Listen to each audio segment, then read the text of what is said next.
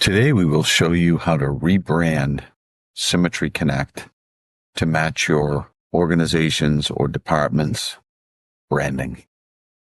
You must hold the IDM System Admin role, navigate to Configuration, Theme Settings.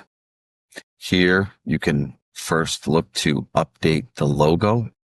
So you'll see the logo here can change.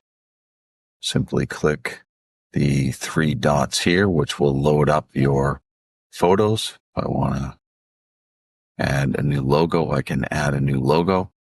I can change the footer here. So if I want the footer to say, so I can change this back to, I can also reset to the defaults at any time, but I can change the footer here. If I don't want the footer to say AMAG Technology, I can have it say something different.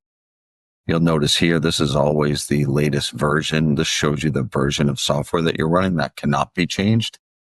You can change the font of the written words in the application.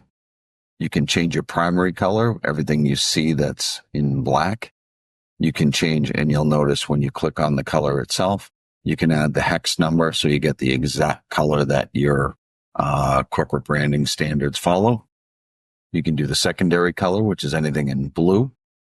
And you can do the third color, which is anything in red on the website. Again, you can reset to the default at any time. And this is how you update branding within Symmetry Connect. Thank you.